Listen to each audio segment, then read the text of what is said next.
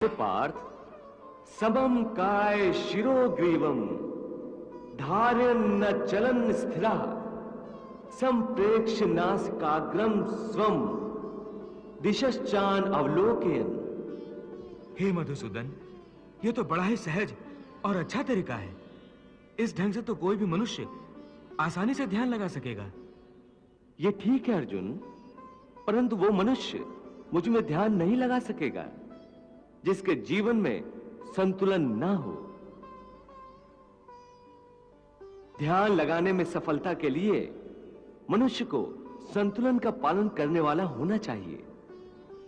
मेरे भक्त को चाहिए कि वो ना इतना खाए कि यूं लगे जैसे वो केवल खाने के लिए जीता है, ना ही इतना कम खाए कि हड्डियों का ढांचा बन जाए, ना इतना सोए कि दिन को भी रात समझे, न इतना कम सोए कि रात को भी रात न समझे।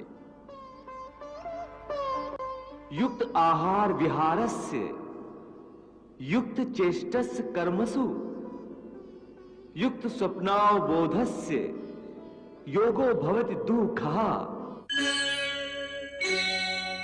मुझे संपूर्ण साधने की एक ही शर्त है, मुझ में मन लगाए, मेरा ध्यान लगाए। इस संबंध में एक विचार और है। आपका ध्यान लगाते समय मन में केवल आप रहें और संसार का कोई विचार बाधा ना डाले। इसका कोई तरीका तो होगा? हाँ, एक आसान तरीका तो है, परंतु वो कोई विधि नहीं है, बल्कि एक गुर है, एक योगिक कला है, जिससे ध्यान लगाने में बड़ी सहायता होती है। वो आसान तरीका, वो योगिक कला क्या है मधुसूदन? सुनो अर्जुन, संसार के झमेलों से बचने के लिए मनुष्य एकांत में बैठकर मन को प्रभु के ध्यान में लगाए, क्योंकि एकांत में मनुष्य अपने भीतर झांक सकता है। परंतु ध्यान लगाने के लिए अपने अंतर में झांकने की क्या आवश्यकता है? हे अर्जुन, तुम भूल रहे हो कि परमात्मा का अंश अर्थात आत्मा मनुष्य के भीतर ही वास करती है।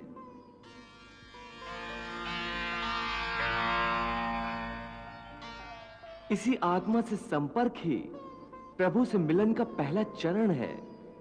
इसलिए हे अर्जुन, जो मुझसे मिलन चाहता है उसे सबसे पहले अपने अंतर में ही झांकना चाहिए, और यह तभी संभव हो सकता है जब मनुष्य का अपना शरीर उसके नियंत्रण में हो। यदि देह काबू में ना हो तो मनुष्य को ध्यान लगाने का उद्देश्य नहीं मिल पाएगा। हे योगेश्वर, ध्यान लगाने का अंतिम उद्देश्य क्या है? ध्यान योग का उद्देश्य परमात्मा से संपर्क करना होता है।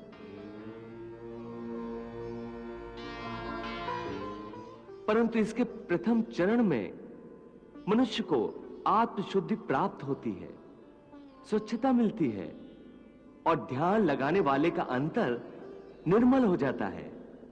हे अर्जुन, जब तक मनुष्य अपने अंतर की शुद्धि नहीं कर लेता, परमात्मा से ना तो संपर्क कर सकता है और ना ही आत्मा परमात्मा में लीन हो सकती है।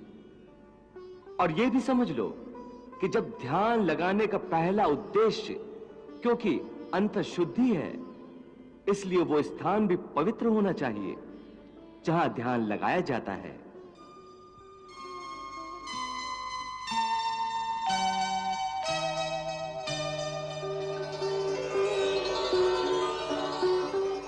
हे अर्जुन, मेरा ध्यान लगाते समय मनुष्य को चाहिए कि वो अचल बैठकर अपनी पीठ, सिर और गले को समान और सीधा रखे और अपनी दृष्टि को अपनी नाक के अगले भाग पर इस तरह जमाए कि दूसरी सारी दिशाएं आंखों से ओझल हो जाएं।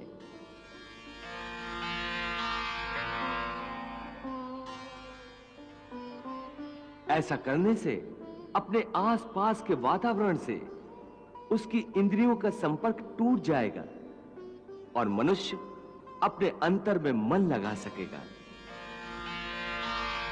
हे पार्थ, समम काय शिरोग्रीवम धार्यन् न चलन स्थिरा संप्रेक्ष्य नासिकाग्रम स्वम दिशश्चान अवलोकयन्।